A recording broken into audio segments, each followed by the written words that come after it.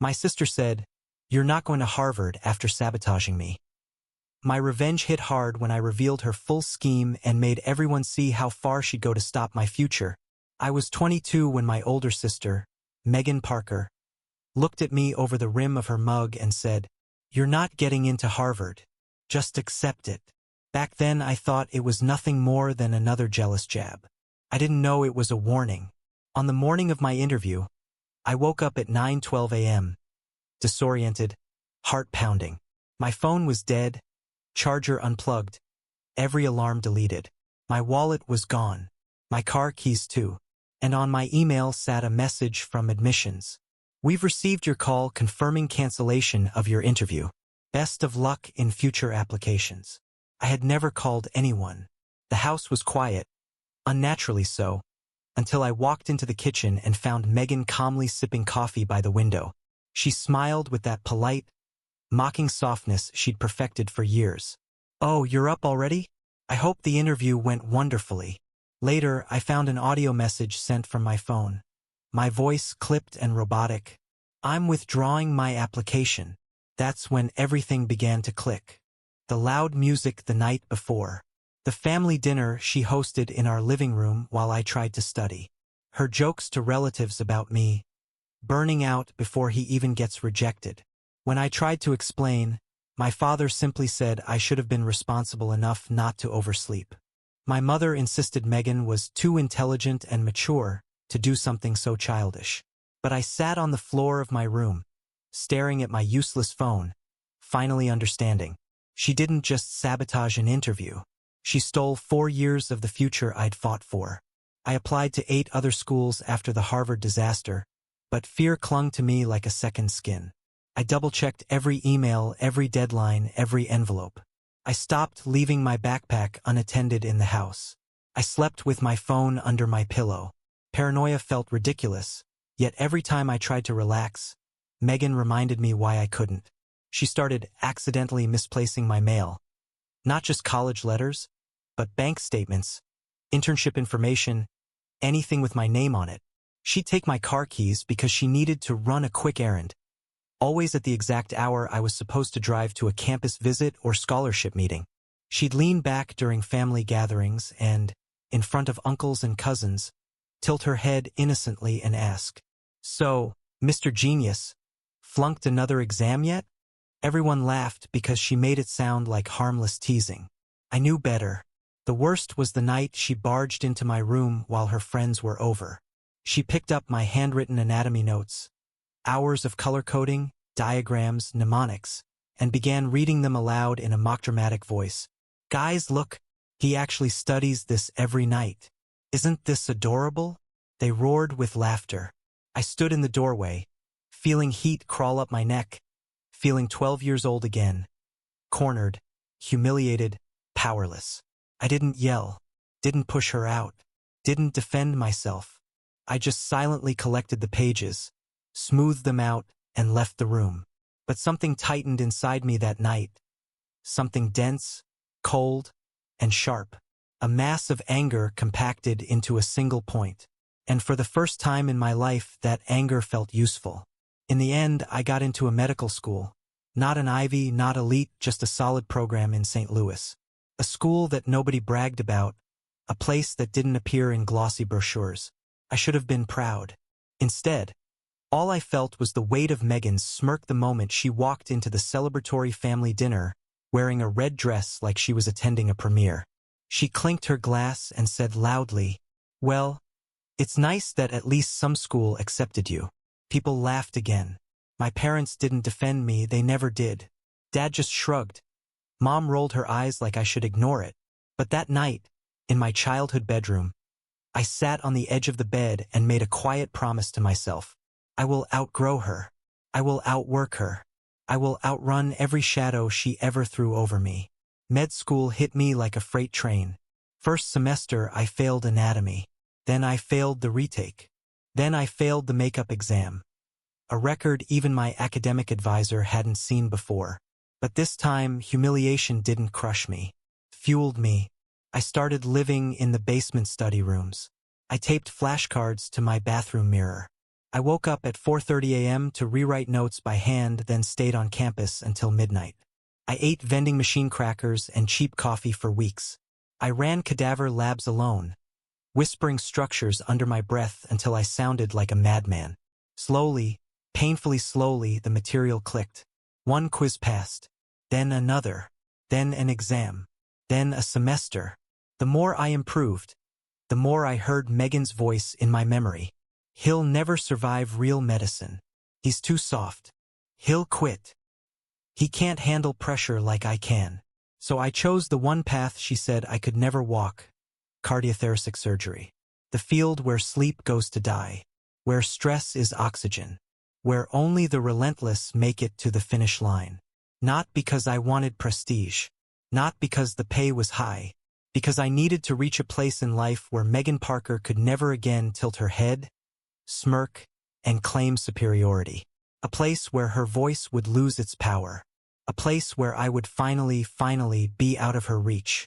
And as every long night turned into morning, as every failure sharpened me instead of breaking me, a strange realization took root. The anger she planted in me wasn't poison. It was fuel. 9 years had passed since the morning Megan sabotaged my Harvard interview. 9 years of silence, distance, and a quiet pact between us to pretend we were simply busy adults, rather than two siblings who'd burned each other to ash. I built my life brick by brick, residency after residency, fellowship after fellowship, until I became exactly what she always said I could never be: a surgeon trusted with other people's hearts. And then, one ordinary Tuesday afternoon, my phone nearly vibrated off the table. 5 missed calls from Dad. 3 from Mom. 1 from an unknown Dallas number. I picked up on the next ring, already bracing myself. "Is this Dr. Parker? We have your sister, Megan Parker. She collapsed at work. Possible ruptured cerebral aneurysm. We need consent and family contact immediately." The room seemed to tilt. Not because of grief, we weren't close enough for grief, but because life had a twisted sense of timing. Megan worked as a physician assistant in a Dallas clinic. A fully grown adult, respected, competent, successful in the one field she always claimed I wasn't cut out for. She'd carved out her own corner of medicine, and whether she admitted it or not, she'd spent years making sure we never crossed paths professionally. But now, fate shoved us into the same hallway. By the time I reached Baylor Medical Center, Megan was in critical condition. Her coworkers had wheeled her in unconscious, pupils unequal, blood pressure tanking, classic signs of a rupturing aneurysm. She needed immediate surgery. Not tonight. Not in an hour. Now. But the attending neurosurgeon was halfway through a 7-hour tumor resection across the hall. No backup available. 2 trauma cases were already stacked. Every minute that passed, blood continued filling Megan's subarachnoid space. Brain tissue does not forgive delays. I stepped into the reading room and stared at her CT angiogram. The aneurysm sat in a treacherous location along the anterior communicating artery, thin-walled, irregular, likely days away from full rupture. A ticking bomb. The neurosurgery resident swallowed hard. "We can try to stabilize her until Dr. Corwin finishes. But she's deteriorating." I heard my own voice say, calm and quiet, "I'll operate." Several heads snapped toward me. "You're a cardiothoracic surgeon," one said carefully, like explaining physics to a child. "This is neurosurgery." "I know the anatomy," I replied. "I know aneurysms. And I know she won't last another hour."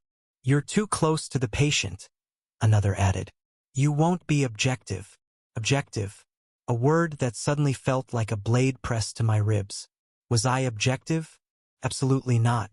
But I was the only surgeon in the building with the steady hands, vascular experience, and sheer stubbornness to attempt the repair before it was too late.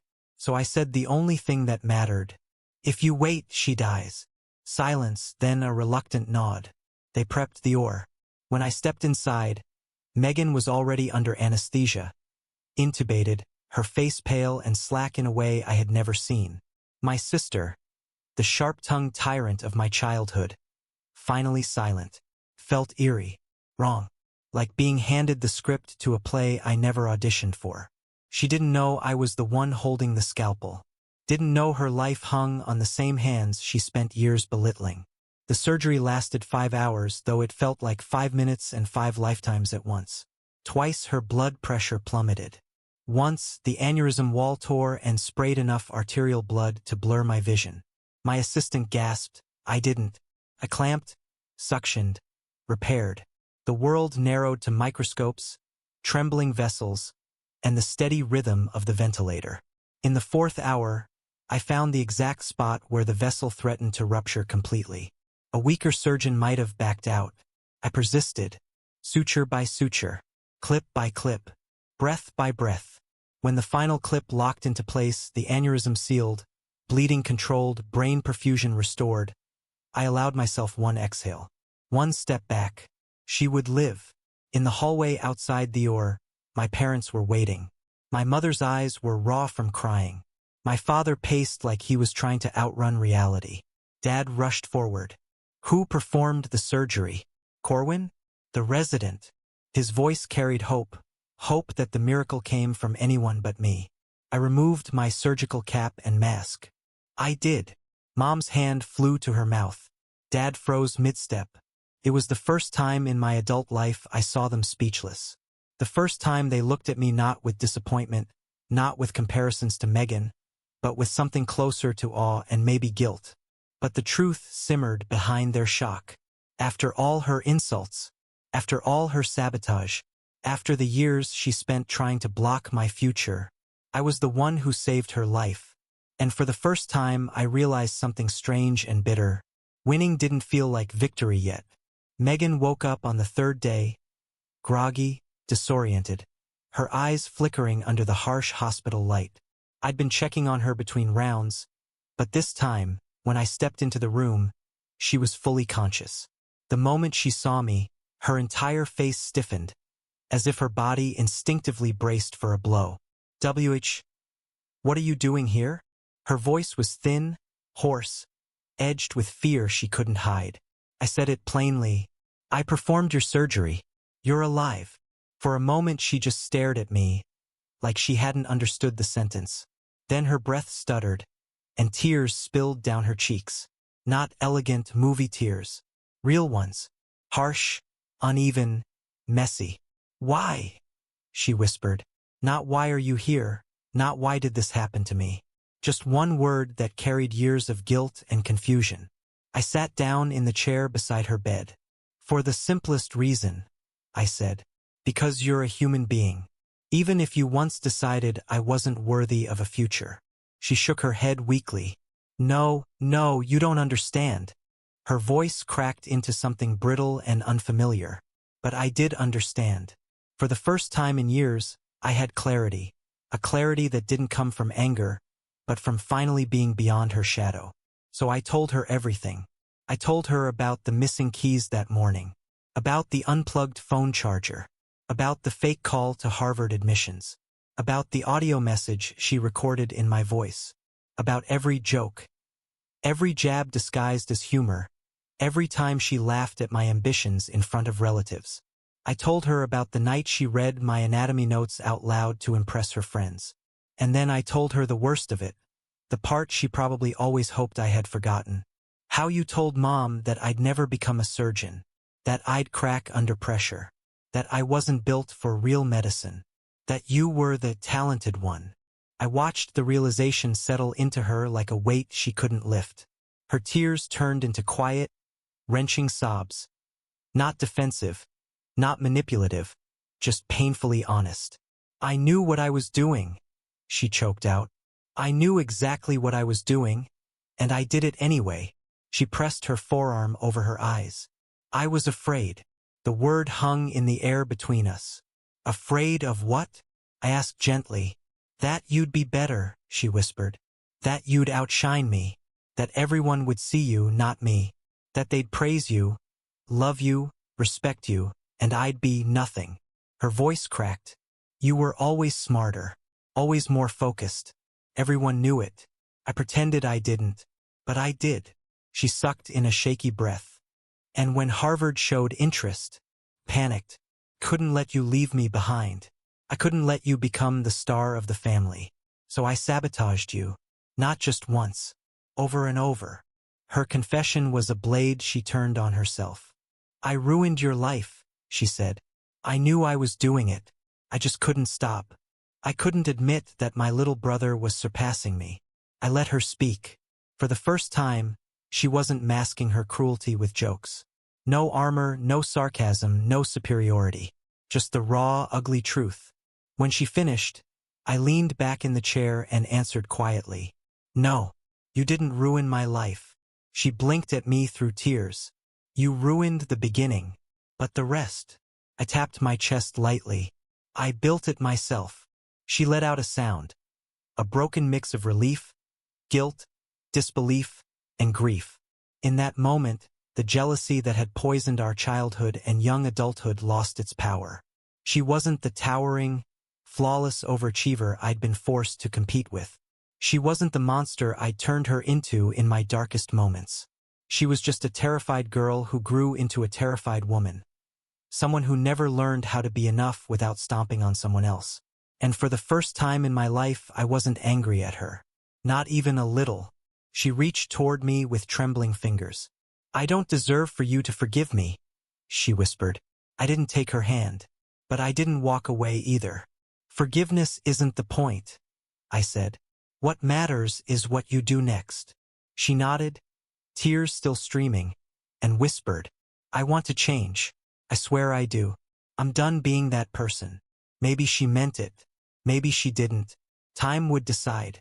But I had already decided something far more important. Her jealousy couldn't stop my rise. It never had. It only delayed it. And now, finally, I was rising beyond her reach.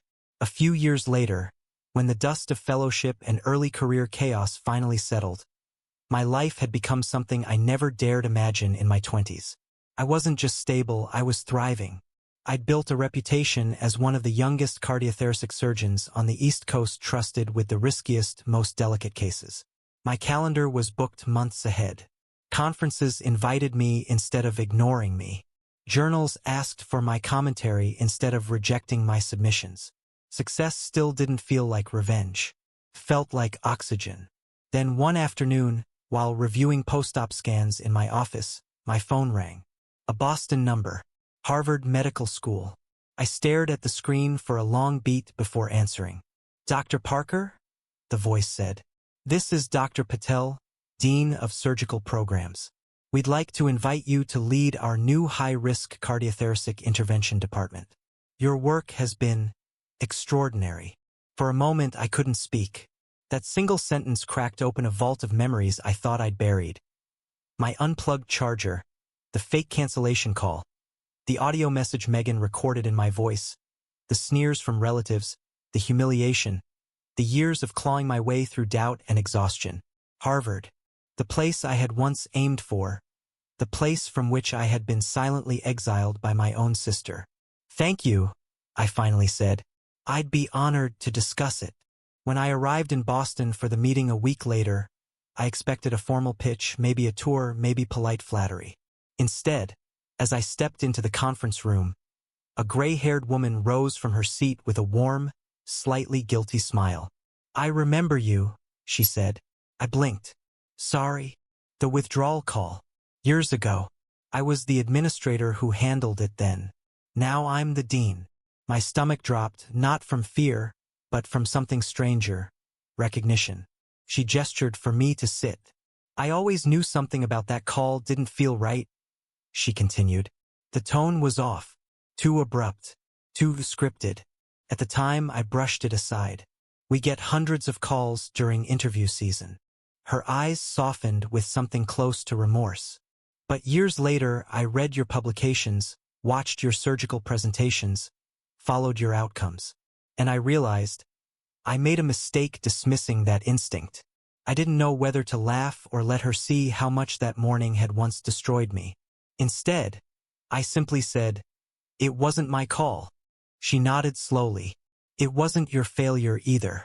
And now we'd like to fix our end of that story. She slid a folder across the table. Inside, a formal offer. Department chair. Harvard Medical School.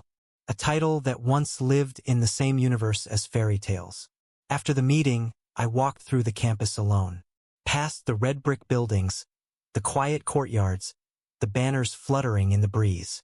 Students rushed around me, the same way I once hoped I'd be rushing, backpack full of anatomy books, heart full of possibility. I stood in front of the enormous glass facade of the Blavatnik building, watching my own reflection flicker against the backdrop of a place that once rejected me. The irony wrapped around me like a second coat. I hadn't become a surgeon to spite my sister. I hadn't clawed my way forward to prove something. But standing there, invited back to the very doorstep she tried to bolt shut, I realized this moment didn't belong to her sabotage anymore. It belonged to what I built afterward.